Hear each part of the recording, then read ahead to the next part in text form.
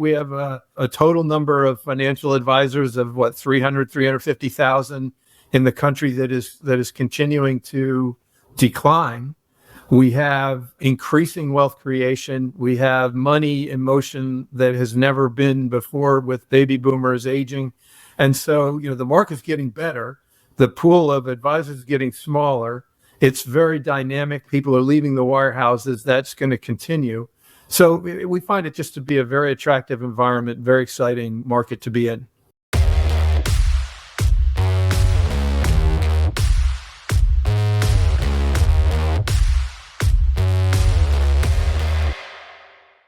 Hey everybody, welcome back to another episode of The Connected Advisor. I am your host, Kyle Van Pelt, co-founder and CEO of Milemarker. And today I have the distinct pleasure of being joined by Rob Mooney. Rob is a managing partner and CEO of Snowden Lane Advisors. He spent over 22 years working with Merrill Lynch in New York, Singapore, Hong Kong, and London, which I can't wait to talk about. He was also the general counsel and chief business risk officer of Global Wealth Management and member of the GWM executive and operating committees. He's held senior executive positions all across the industry and all across the world. Rob is a mover and shaker in the space. Snowden Lane has been growing like crazy, and they are constantly on the top RIA lists. Every list you can find. So I'm excited to dive into this conversation and ask Rob about all things that are working and not working with Snowden Lane and to get his insights. So Rob, thanks so much for joining us and being on the show. Thank you, Kyle. It's great to be here with you all.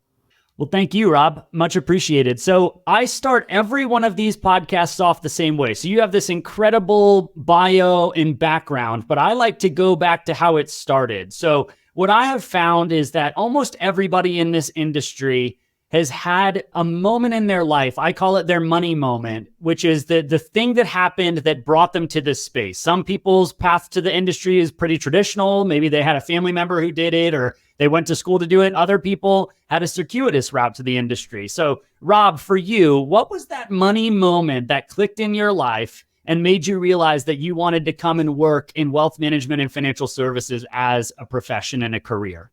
Well, thanks, Kyle. And I will say that I don't think for me it was a single moment, but more of a path and maybe a bit of an unconventional path. I was an American history major in college, and I wanted to go on and become a professor, go get my PhD. And I had a very astute professor at that time. At that time, professors didn't do so well, maybe not like today, but he and I had a conversation and he said, look, Rob, you can always pursue history as an avocation and a hobby, and you ought to consider law school because you could actually make a living. And so I did.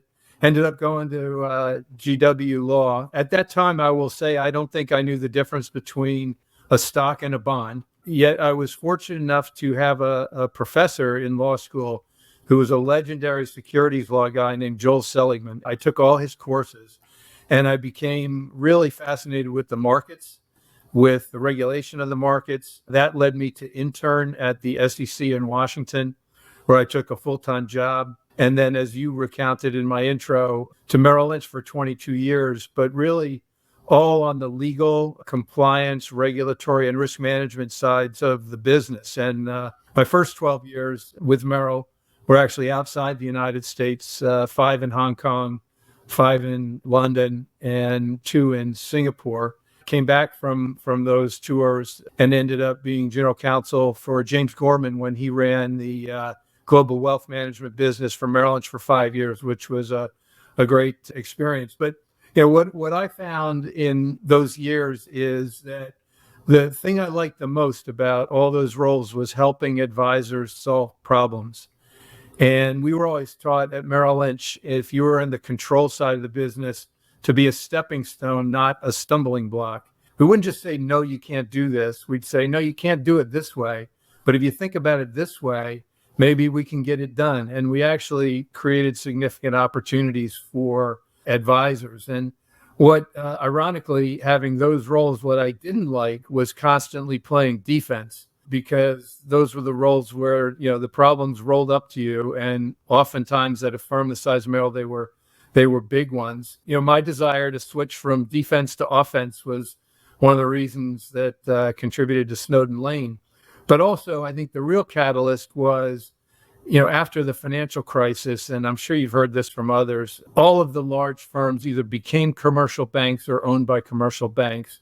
And it was really my observation that they had an interest in what they could make out of client assets versus a real focus on client best interests. And I think there was a drift there, and I became somewhat disillusioned with the bureaucracy and the conflicts of interest in those firms. And we call them the diseconomies of scale. Everybody talks about economies of scale, but there are diseconomies in the large firms. And that drew me to the independent market.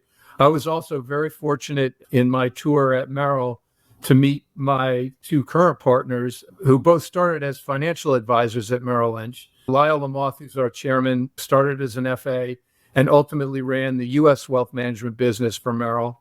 And our other partner, Greg Franks, started as an FA and then ultimately ran the Western division for Lyle. I met both of them in my time at Merrill, and they felt the same way. And so we started Snowden Lane in 2011 to really, solve for those issues. And we're one business. We're a high-end wealth advisory boutique, and we're a pure play lift out firm. So we're one of the few firms in the marketplace that we're not investing in RIAs. We're not rolling up RIAs.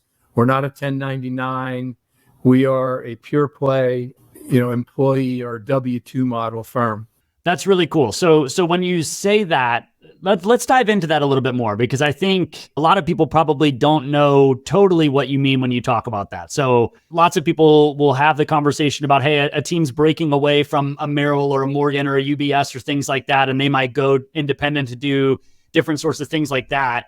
How is a pure play lift out different from Dynasty bringing on a team from a Merrill Lynch or something like that? Talk to us about the differences. And it's really important because there's so many models in the independent marketplace. You can become an independent contractor in that, it's called the 1099 basis.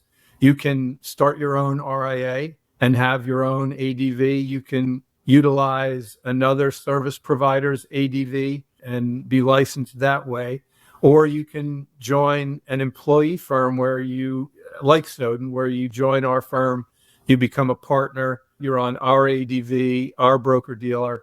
It's a self-contained boutique. But lots of other firms out there doing, incredibly successful work with all the other models. It really, to me, is just what's right for an advisor who wants to pursue that path. Hong Kong, Singapore, London, all over the place. Where was your favorite place to work and spend time throughout your career? Well, that's a hard one because they all have such great attributes, but I'd have to say Hong Kong. At the time I was there, Hong Kong was the Manhattan of Asia, and it's an incredibly vibrant and capitalist place. It's really tragic in my view, what's gone on in recent years there and the lockdown. It's really unfortunate. I totally agree. And I've heard nothing but really cool. I've heard the same sentiment about Hong Kong, about it being, the Manhattan of Asia and how vibrant and cool it is.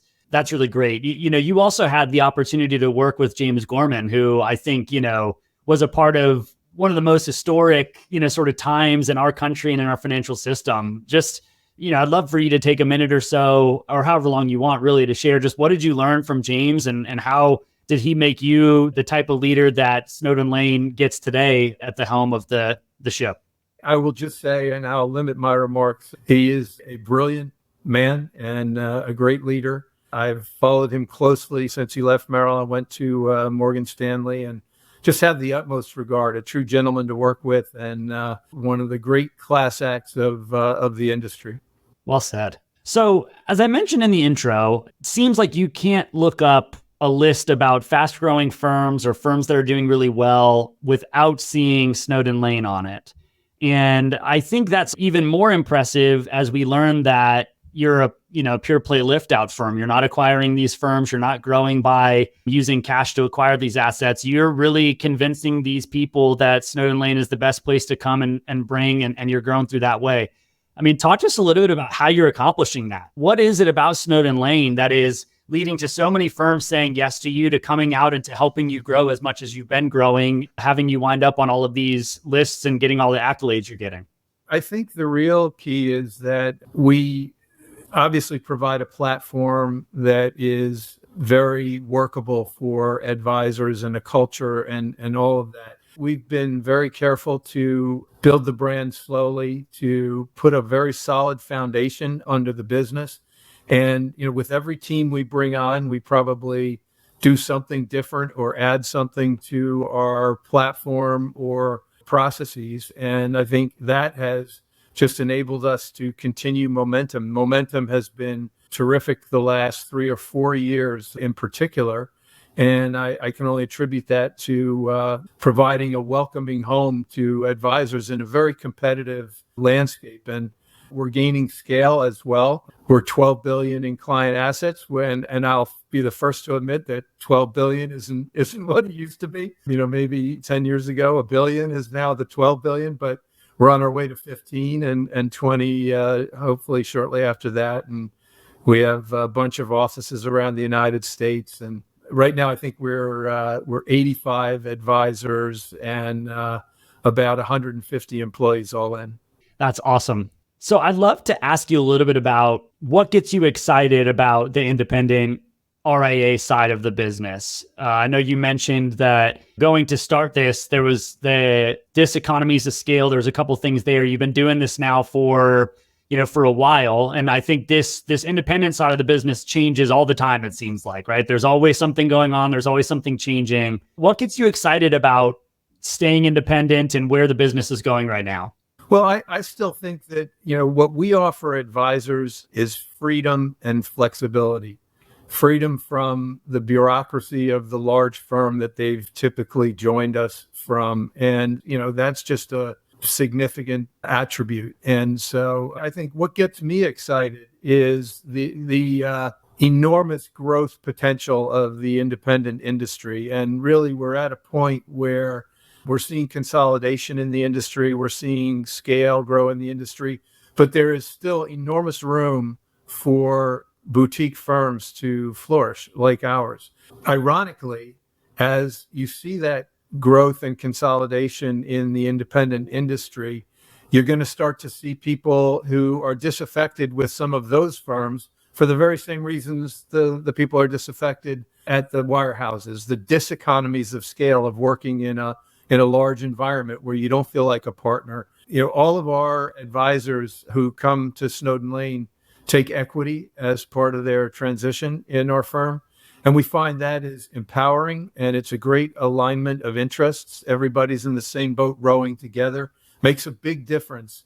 And, it's a differentiator for our firm. And so we have a total number of financial advisors of 350,000 in the country that is continuing to decline.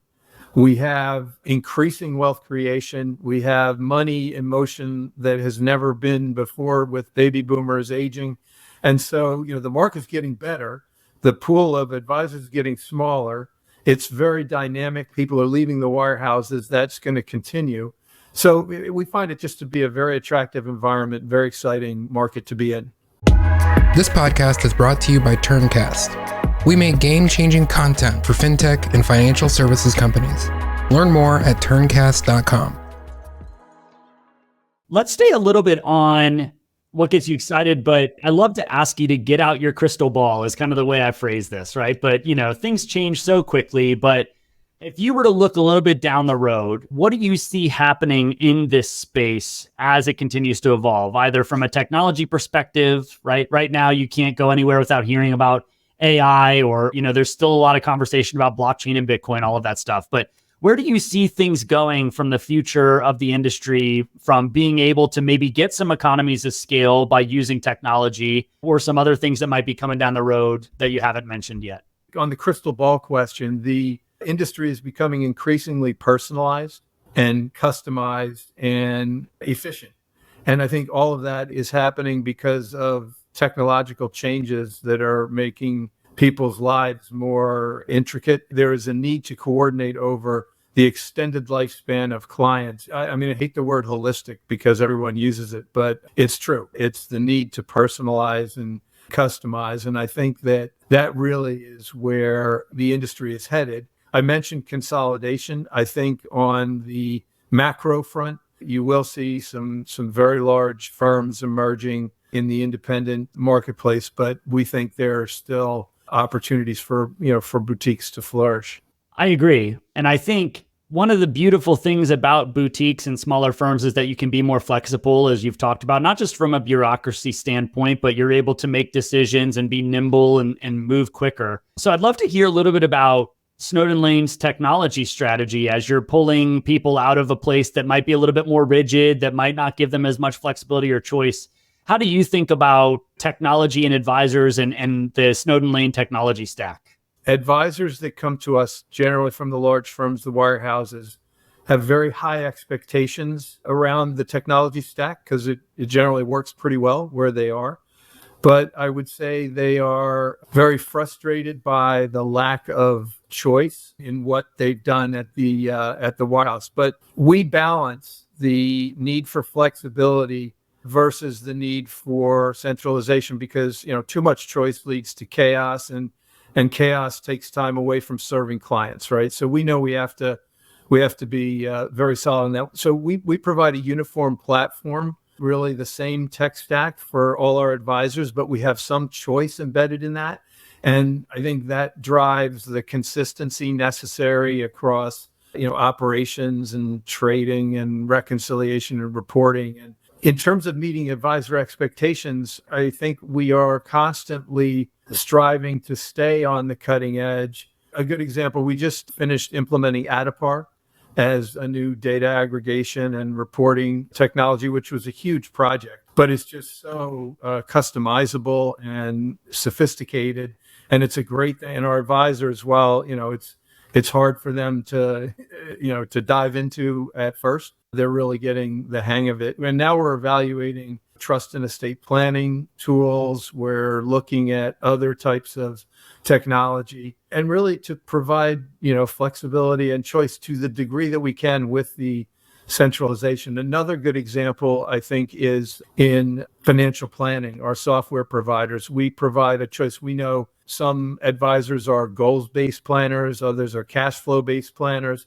We provide the option to use eMoney or MoneyGuide Pro. So we have different vendors, and that choice, I think, is appreciated by our advisors. That's fantastic. I appreciate you sharing that. So I want to actually pivot a little bit outside of the industry stuff. So something you said in the intro struck my ear was that, you studied American history and that was something you were really passionate about. Rob, what is your favorite period of American history and why? Oh, well, I mean, that's easy. My favorite period was the Civil War. I was a quote, bona fide Civil War buff back in the day. I even did a little reenacting in my day. At age 12, I became fascinated with it. Must have read a book or something, and that led me down the history path. But I'll tell you, history is a great field of study for anyone, even who ends up in the finance business, because the context and lessons of the past are just so critical in everything we do. Yeah, absolutely. And just in how critical it was in shaping the future of America in so many ways too. What was it like to be a part of a reenactment? I mean, you just got to break that down for us a little bit. That sounds like quite the unique experience. I don't remember back that far. It was strenuous. Let's put it that way. Obviously did all of the history stuff when I was in school myself and all of that. But I feel like when Hamilton came out as a Broadway thing, it sort of like, sparked this whole national conversation again about some unique, American history with the Revolution and things along those lines. It just sparked my ears a little bit to hear you say that was something you were really passionate about. So as we start to pivot, I want to move to one of the final segments of the show that we have here. We call it the Milemarker Minute. So it's intended to be kind of a series of lightning round questions, Rob, where we're going to aim to try and have the questions answered in a minute or less and have some fun with it. So are you game to do the lightning round? Sure am.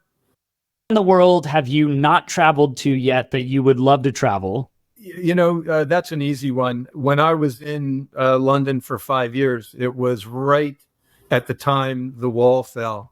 And I never made it to what then, the Soviet world and Russia and all that. Love to travel Eastern Europe. Great answer. Do you think we will see a $1 trillion AUM RIA within the next 10 years? Wow. Trillion is a lot. I would say yes. I think the market is there and the direction is strong. Maybe close, but it'll be close if it's not. True or false? RIAs are going to start to look a lot more like family offices than they ever have before. True. I love it. Best book that you have read within the past 12 calendar months? I'll give you three. The one is called Chip War by a guy named Chris Miller, which is about the evolution of the microchip and the geopolitical issues around manufacturing and all that. Very good background. The other it's called The Coming Wave by a guy named Mustafa Suleyman, and it's about the history and emergence of AI, and more importantly, the safeguards we should be thinking about around it. And then last, I recently read Musk by Walter Isaacson, which is just a great background, fabulous book. So throw those three back. Awesome. I love it. All right. My last Milemarker Minute question for you. AI, is it worth the hype or is it too inflated? I think it's worth the hype in the long run. I think it's going to take time and some of the things you're not even going to know you're seeing, which I think is going on right now. So I do think ultimately it's worth the hype, but it's going to take a while. Fantastic. Rob, you were an incredible guest. Thank you so much for taking the time to come and share some insights about where the industry is going, to talk a little bit about your background, to talk about some American history and just the future of the RIA industry. I truly enjoyed the conversation, and I'm very thankful for your time. Appreciate it, Kyle. Enjoyed the conversation. Okay, everybody, that has been another episode of The Connected Advisor. Please make sure you click follow or subscribe wherever you're listening to this so you don't miss any future episodes as they come out. And we will see you on the next one.